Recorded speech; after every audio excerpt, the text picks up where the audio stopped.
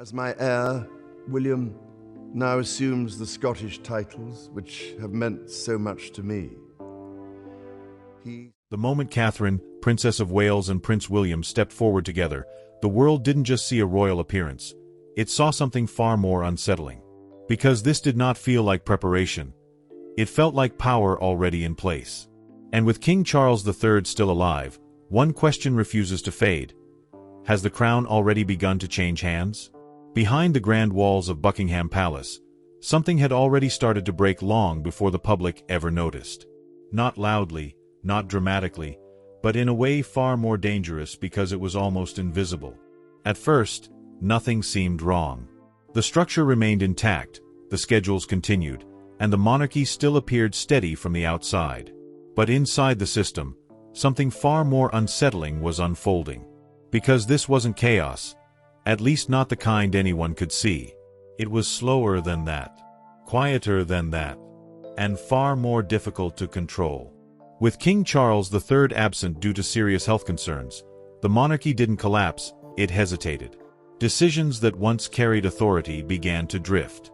Meetings no longer ended with clarity. Instructions lost their sharpness. And that's where things became dangerous. Because in the British monarchy, hesitation is not neutral. It spreads. Senior aides began interpreting the same situation in different ways. Internal discussions stretched longer, often without resolution. Small delays turned into larger problems, and those problems quietly stacked on top of each other. Nothing exploded, but everything slowed down. And this is the moment the monarchy quietly lost control. Not publicly, not officially, but internally, where it matters most. Because when leadership weakens at the center, something always rises to replace it. The only question is, who? At first, attention turned toward Queen Camilla, whose position beside the king placed her closest to the vacuum that had formed. From the outside, it seemed logical. She was already within reach of power, already part of the structure, already visible. But behind closed doors, the situation looked very different. Because her move was not seen as simple support. It was seen as a shift. A shift in influence. A shift in control. A shift that could redefine who truly held authority during the king's absence. And that changed everything. Inside private council discussions, the tone shifted immediately. Conversations became tighter, more calculated, and far more cautious than before. This was no longer about filling a temporary gap. This was about protecting the long-term balance of the monarchy. Because if the wrong figure stepped forward at the wrong moment, the damage wouldn't be temporary. It would be structural. And that is exactly where the resistance began. The idea of Camilla taking stronger control did not settle the room. It unsettled it. Because this wasn't just about capability. It was about legitimacy. And that's when another name entered the conversation. Quietly at first, then repeatedly, then decisively. Prince William. And once his name entered the room, it didn't leave. Because unlike others, William didn't just represent the future of the monarchy.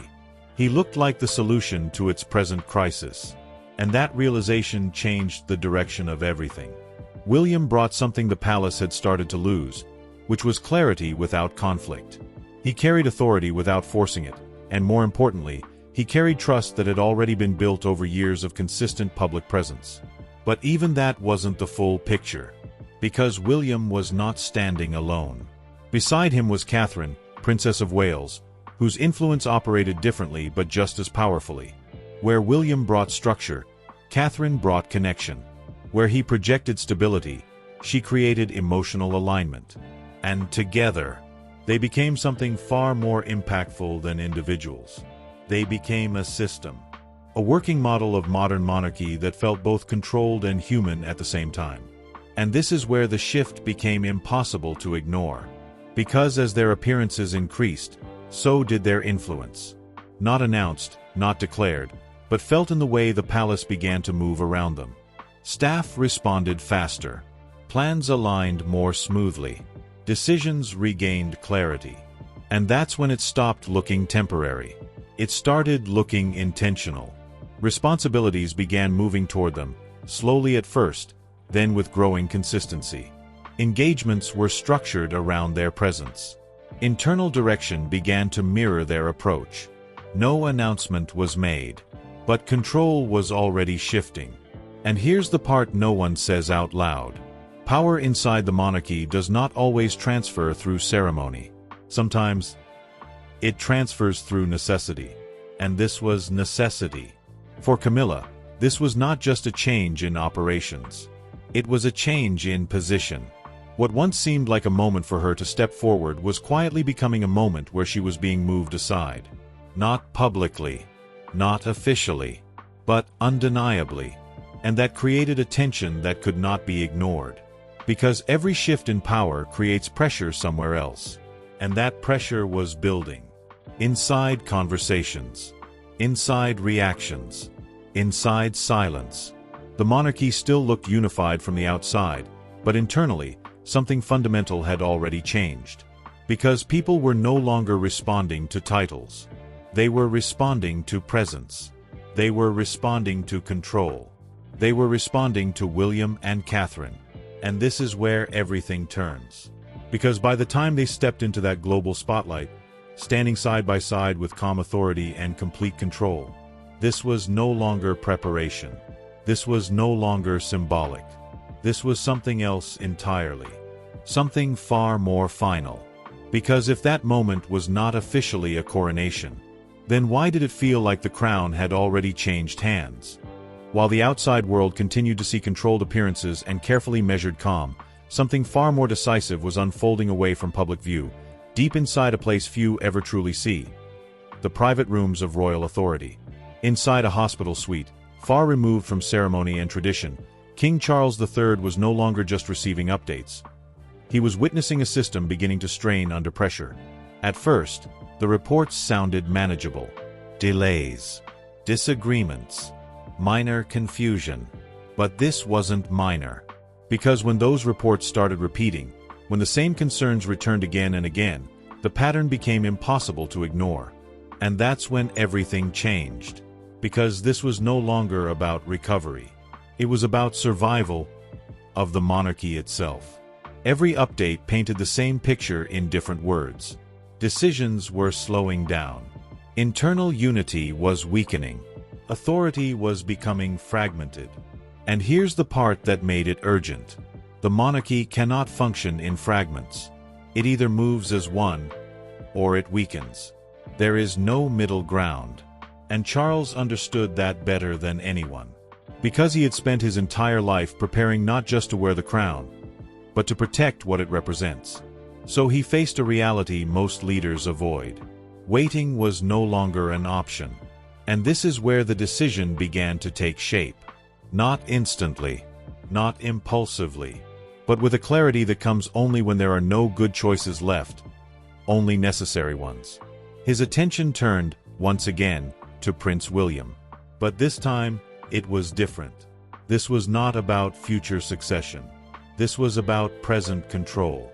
Because William was already doing something others were not. He was stabilizing the system without officially leading it. And that made him dangerous in the most powerful way.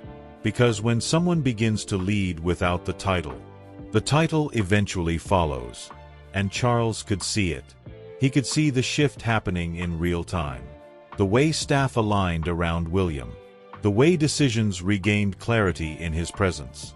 The way confidence quietly returned wherever he stepped in. But there was something else. Something equally important. Because William did not stand alone in that influence. Beside him, consistently, precisely, and without error, stood Catherine, Princess of Wales. And together, they were not just filling a gap. They were redefining what leadership inside the monarchy looked like. That combination was the answer. And that realization led to a decision that would ripple through every level of the royal household. Charles chose to act. But not in the way people expected. There would be no announcement. No dramatic speech. No official transfer of power. Instead, something far more strategic. He would place William and Catherine at the center of a major royal moment. Not as representatives, not as supporting figures, but as the visible core of authority. And that's where the line was crossed. Because this was no longer delegation. This was positioning. And positioning is power. The plan itself was simple on the surface. An important public engagement. High visibility. Global attention. A moment where the monarchy needed to look stable, controlled, and undeniably strong. But beneath that simplicity was something far more significant. Because how they would appear mattered more than what was said. They would not step forward as prince and princess. They would step forward as something that looked unmistakably higher. And once that image is seen, it cannot be unseen. When the decision reached the inner circle, the reaction was immediate. Not loud, but sharp. Because those who understood the monarchy knew exactly what this meant. This was not a temporary adjustment. This was a signal. And signals inside the royal system carry more weight than declarations. At the center of that reaction stood Queen Camilla. And this is where the tension intensified. Because the moment she understood the decision, one reality became clear. The role she believed she would step into had already been given to someone else. Not formally, but functionally. And that is far more difficult to challenge. Because you cannot confront what has not been officially declared. But you can feel it. And she did. Behind closed doors, conversations became colder. Not louder, not explosive, but controlled in a way that revealed everything without saying it directly. Questions were raised about timing, about necessity, about interpretation. But underneath all of it was something else. Displacement. Because this wasn't just about one event. It was about what that event represented. A shift in visibility. A shift in authority. A shift in who the world would begin to see as the center of the monarchy. And this is where things became irreversible. Because once William and Catherine stepped into that role publicly, the perception would lock in. And perception, in a monarchy, is not just image. It becomes reality. Advisors understood the risk. Some saw it as necessary. Others saw it as too soon. But no one could deny what was happening. The monarchy needed stability. And stability now had a face. William. And beside him, Catherine. Which leads to the moment everything had been building toward. Because when they finally stepped forward into that global spotlight, carrying themselves with calm authority and complete control, they were not stepping into the future. They were stepping into the present. And once that happens, there is no going back. Because if this was only meant to stabilize the monarchy, then why did it feel like something far more permanent had just begun? The day of the engagement did not begin with noise or spectacle, yet there was something unmistakably different in the air surrounding Buckingham Palace and the wider royal setting in London. Something subtle but powerful that insiders would later describe as a shift you could feel before you could explain. At first, everything followed the familiar rhythm of a traditional royal event, with carefully arranged protocols, measured movements, and the quiet precision that defines every public appearance by the British royal family. But beneath that polished surface, anticipation was building in a way that felt unusually intense. Because this was not just another appearance. And this is where the atmosphere began to change. As global media gathered, cameras aligned, and attention focused on the arrival point, there was a growing awareness among those watching closely that this moment carried more weight than the schedule suggested. It was not written anywhere. It was not announced. But it was understood. Something important was about to be revealed without being spoken. And then it happened. When Prince William stepped forward, followed by Catherine, Princess of Wales, the shift was immediate and impossible to ignore, not because of what they said, but because of how they carried themselves in that moment. This was not the posture of preparation. This was presence. William moved with a level of control that did not need to assert itself. His composure steady, his gestures measured, and his authority communicated not through words but through certainty. Catherine stood beside him with equal strength, her expression calm, her movements precise, and her presence adding a layer of warmth that balanced the formality of the occasion without diminishing its weight. Together, they did not look like figures stepping into responsibility. They looked like figures already holding it. And this is where everything locked into place. Because in royal symbolism, perception is not secondary. It is central. The way a moment feels becomes the way it is remembered, and the way it is remembered becomes the reality people accept. And in that moment, the perception was unmistakable. This felt like a king and a queen, not in title, not in ceremony, but in presence, in control, and in the way the entire environment began to respond to them. As the engagement unfolded, every detail reinforced that impression. The pacing of the event adjusted naturally around William's leadership. Transitions between moments felt smoother, interactions carried clarity, and even the smallest gestures, from greetings to acknowledgements, were executed with a level of precision that suggested complete command of the situation. And that's where it became undeniable. Because this was not staged confidence. This was operational authority. Catherine's role within this moment was equally significant, because she did not simply accompany William, she amplified him. Her ability to connect, to soften formal exchanges, and to maintain composure under constant scrutiny added a dimension that made their partnership feel complete rather than symbolic. Where William defined the structure of the moment, Catherine defined its tone. And together, they created something the monarchy had been missing in recent weeks. Continuity, clarity, control. And here's the part that made it powerful. They did it without announcement. No declaration was made. No title was changed. No official transition was confirmed. And yet, the shift had already occurred. Because the people watching, both inside the palace and across the world, were not responding to titles. They were responding to what they saw. And what they saw felt final. As the event reached its peak, the symbolism deepened even further. The positioning of William and Catherine, the way attention centered around them, and the way the entire engagement seemed to move in alignment with their presence created a visual narrative that could not be dismissed as coincidence. This was not just participation. This was dominance of the moment. And this is where the turning point became a climax. Because once an audience accepts a new image of power, it becomes extremely difficult to reverse. The monarchy has always relied on carefully constructed perception, but in this case, perception was not being constructed. It was emerging. Naturally, powerfully, and perhaps most importantly, convincingly. Observers began to describe the moment in ways that went beyond protocol, with many noting that the appearance felt less like a royal duty and more like a transition already in progress. Media discussions subtly shifted tone, language became more pointed, and questions that once seemed speculative began to feel grounded in visible reality. Because what had been theoretical just days before was now being witnessed in real time. William and Catherine were no longer being seen as the future of the monarchy. They were being seen as its present. And that changes everything. Because once the present is redefined, the future follows automatically. Inside the palace, this moment did not pass quietly. Those who understood royal dynamics recognized immediately what had just taken place, even if it could not be publicly acknowledged.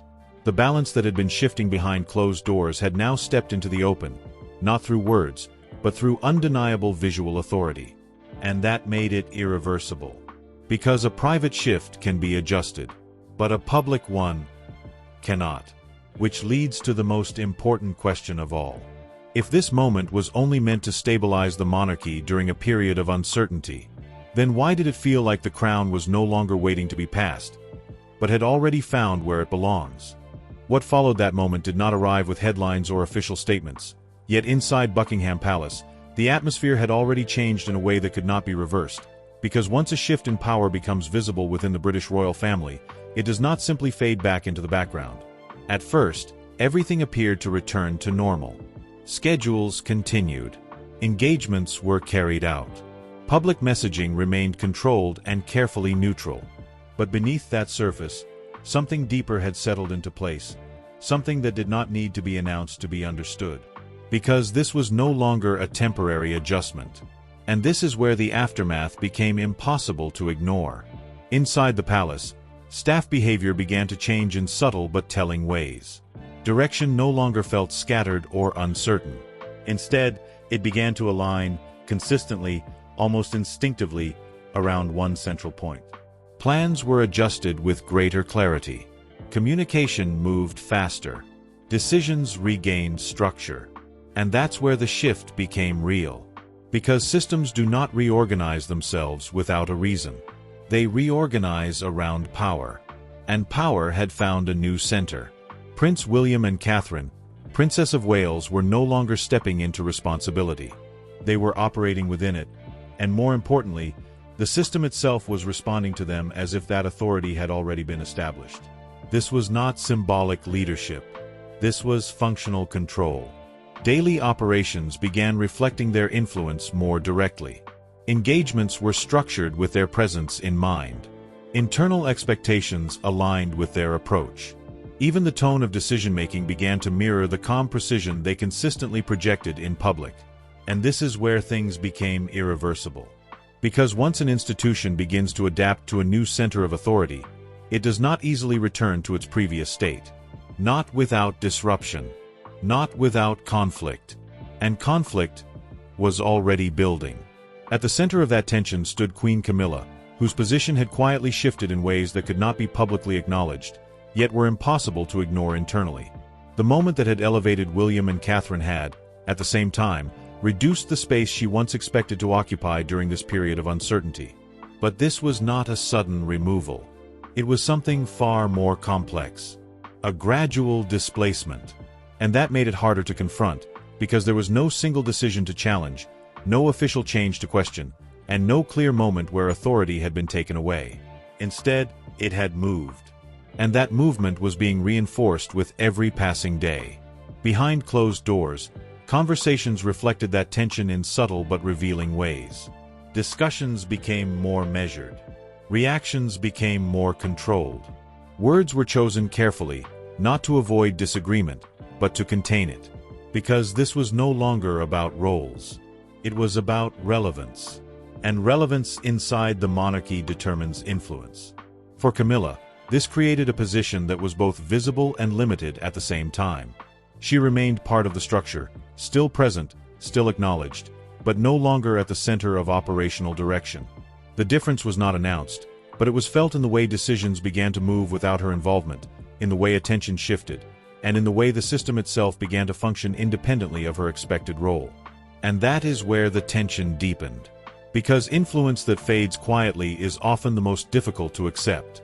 At the same time, the absence of King Charles III continued to cast a long and complicated shadow over everything. His condition remained a central concern, not only for the future of the monarchy, but for its present stability.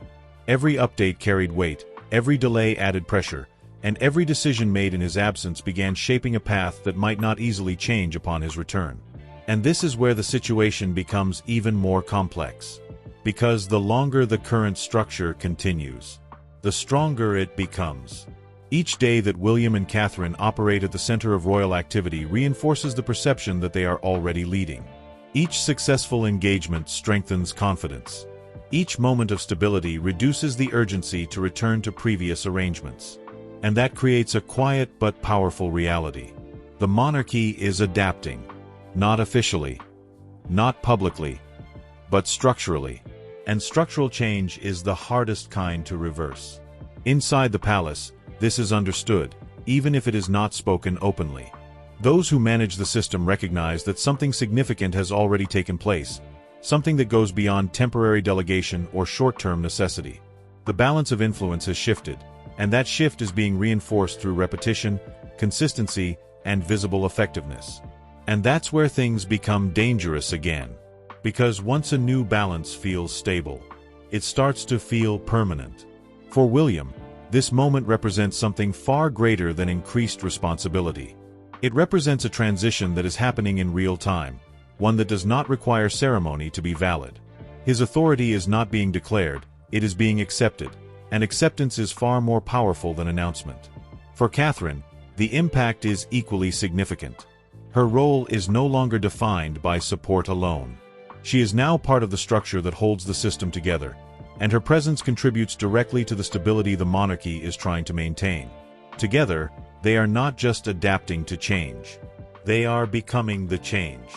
And this is where the aftermath reaches its most critical point. Because what began as a response to uncertainty has evolved into something far more stable than expected. What was meant to be temporary has started to feel natural. What was meant to support the monarchy has begun to redefine it. And no one has officially acknowledged it, which makes it even more powerful. Because the most significant shifts in power are not the ones that are announced. They are the ones that are accepted before anyone realizes they have happened. And that leads to the question that now carries more weight than ever inside the palace and beyond. If the monarchy has already adapted to a new center of authority, then what happens when the old structure tries to return? What happens next is not announced, not confirmed, and certainly not explained. Yet inside Buckingham Palace, the question is no longer whether something has changed within the British royal family. The question is how far that change has already gone. Because after that defining appearance, after that moment that felt less like duty and more like declaration, the monarchy did not return to what it once was. It continued forward, but with a different center, a different rhythm, and a different kind of authority shaping its direction. And this is where the story becomes even more complex. Because the system did not collapse. It stabilized. But it stabilized around new leadership. That is the detail that changes everything. In the days that followed, the pattern only became clearer. Engagements continued to be structured around Prince William and Catherine, Princess of Wales. Their presence remained central.